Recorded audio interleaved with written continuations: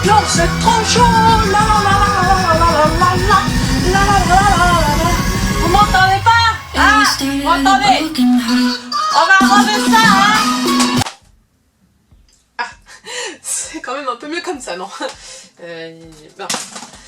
Bonjour et bienvenue sur la chaîne d'une certaine Elle. Aujourd'hui nous allons parler d'un nouveau sujet qui m'a été pas mal demandé, Shanghai Nightlife. En français dans le titre, la vie nocturne à Shanghai.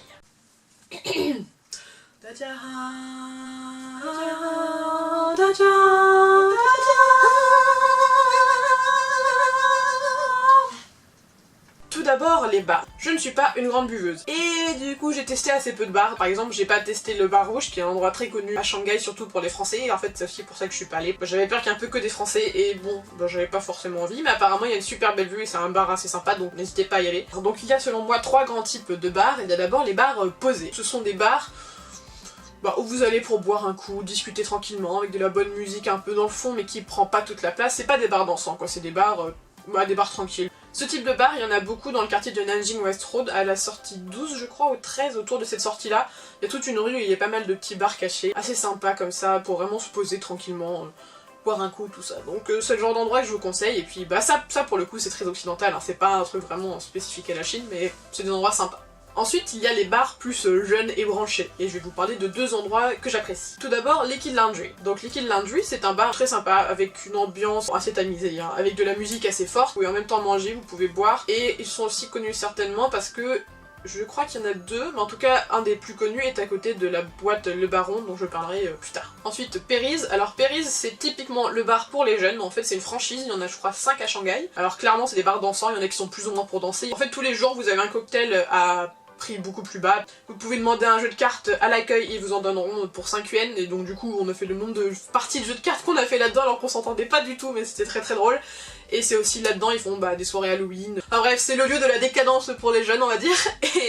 Mais c'est un bar très sympa, enfin ils sont tous très différents et assez sympas, donc je vous les conseille vraiment si vous voulez y aller avec des potes. Il y a un 3e lieu branché et jeune dont j'aimerais vous parler, mais celui-là il est plutôt pour les étudiants de la Fudan University, parce qu'en fait c'est un bar qui est juste à côté. Tous les étudiants étrangers de la Fudan University vont là-bas pour se bourrer la gueule. Donc ça s'appelle La Bamba, et en fait juste à côté vous avez Propaganda, donc généralement les gens font l'aller-retour entre les deux. C'est un peu dans le même genre que Perry's, sauf que c'est vraiment beaucoup plus des étrangers qui sont là-bas. Et vous avez les shots vraiment pas chers, donc c'est clairement le genre d'endroit où la plupart des étudiants allaient se bourrer la gueule la veille d'une journée de cours et ensuite terminer à Propaganda. Moi je ne faisais pas ça, parce que je suis une mémé.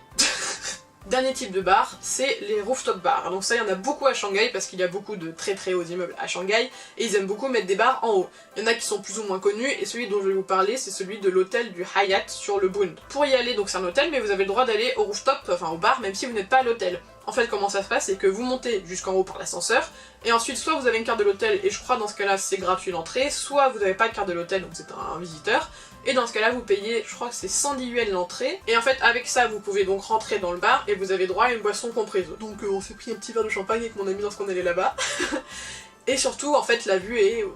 Waouh, la vue est magnifique. Vraiment, si vous voulez tester des rooftops, celui-là a une superbe vue, donc je vous le recommande. Ensuite, on va parler des boîtes de nuit. Alors... Déjà, il faut que vous sachiez que les Chinois en boîte de nuit, c'est pas pareil que chez nous. J'ai fait des boîtes à Shanghai, une boîte à Pékin et c'est tout. Voilà, en Chine. Et la boîte à Pékin n'avait rien à voir avec ce qui s'est passé à Shanghai. Donc je sais pas si c'est peut-être que les Shanghaïens qui sont comme ça. En tout cas, en gros ce qui se passe, c'est que la plupart des boîtes que j'ai testées à Shanghai ont beaucoup de tables, qui prennent beaucoup de place, donc on n'a plus beaucoup de place pour danser finalement. Et en fait, les Chinois passent leur temps assis, à avoir payé une table qui coûte très cher. Ils font un jeu de dés, et puis c'est tout. Voilà. Toute la nuit. Pourquoi ils sont en boîte en fait? Pourquoi ne sont-ils pas dans un bar où ça coûte 3 fois moins cher? En fait c'est certainement juste pour montrer qu'ils ont de l'argent, mais... Bon, on peut se dire, c'est un truc asiatique. Mais pas du tout. Je suis déjà allée en Corée par exemple, je peux vous dire. En boîte en Corée, déjà ils dansent tous, beaucoup. Généralement, si vous êtes une étrangère en Corée, vous n'allez pas être seul très longtemps en boîte. Alors qu'en Chine, je pensais que ça allait être un peu pareil, parce que je sais pas, en France en général, les gens qui achètent des tables, c'est pour faire venir des filles, ou pour danser, puis se la péter un peu avec leur argent, mais là pas du tout. Je suis perplexe. Aussi un autre point, les boîtes se vident assez tôt en général. Vers 2-3 heures généralement c'est fini. Il faut aller dans des boîtes en gros spéciales qui terminent tard, par exemple Real to Real. Ça ferme quand même plus tôt qu'en France. Enfin c'est pas tellement que ça ferme, c'est que les gens partent plus tôt qu'en France. Si vous êtes un étranger et que vous voulez entrer dans ces boîtes là, le mieux, si vous êtes un étudiant, c'est d'être sur une des listes des promoteurs qui en fait mettent des listes sur WeChat, qui proposent un peu tous les jours les entrées gratuitement pour les différentes soirées de la soirée, donc voilà. Si vous n'êtes pas un étudiant, je pense que vous pouvez juste arriver. La plupart du temps, en fait, les boîtes sont soit gratuites, soit pas très chères, sauf s'il y a vraiment des gros DJ, qu'il y a des grosses soirées. Mais généralement 5-10 € l'entrée en gros. Dans la plupart de ces boîtes, qui sont des boîtes avant tout chinoises, alors j'ai peut-être pas testé de boîte où il y avait vraiment que des chinois, donc bon, là c'est ma faute, mais en même temps c'était pas trop facile d'accès dans ce cas-là. En tous les cas, dans ces boîtes-là, il y a donc beaucoup de Chinois assis et beaucoup d'étrangers qui dansent et qui boivent de l'alcool pas très bon ou bon, faut faire gaffe d'ailleurs hein, parce qu'il y a eu plusieurs histoires de filles qui ont été un petit peu droguées. Généralement, franchement, ça va dans les boîtes, ils sont assez respectueux. Mais bon, voilà, ça reste une boîte, donc faut quand même faire gaffe. Donc en gros, maintenant, je vais vous donner un peu les noms des boîtes de base. Alors peut-être qu'il y en a qui ont fermé depuis parce que ça va très vite, les boîtes. Et celle que j'ai fait le plus, c'est la M2. J'allais tout le temps là-bas, alors parce que c'était pratique là où c'était placé. En vrai, la musique était pas de mon style, parce que c'était très mixé. Moi, j'aime pas trop la musique quand elle est mixée.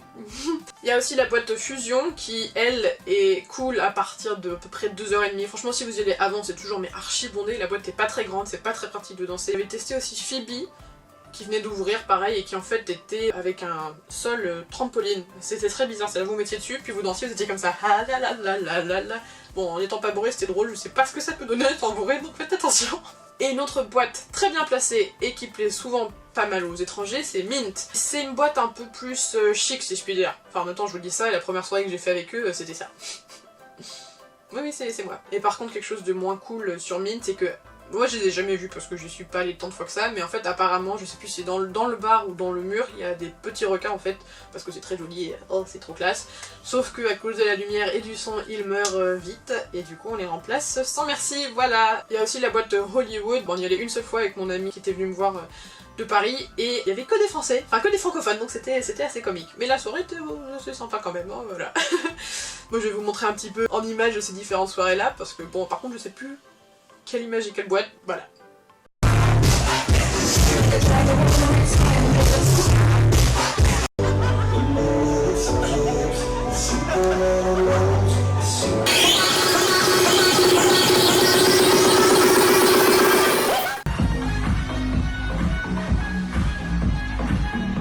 Non, ça, ça c'est rien, ça c'est rien. Vous n'avez rien vu. Et dernière boîte dont je vais vous parler, le Baron. Alors j'en ai parlé au début de la vidéo, donc en fait le Baron, c'est une boîte select. Je sais pas si c'est vraiment select, mais en gros ce qui se passe c'est que normalement il n'y a pas tout le monde qui peut rentrer, mais en fait bah, j'ai l'impression que si, donc je sais pas trop comment ça marche. Mais il sélectionne, je sais pas trop basé sur quoi. Et donc le Baron c'est une boîte un peu plus chic, un peu plus surtout occidentale, avec beaucoup moins de chinois.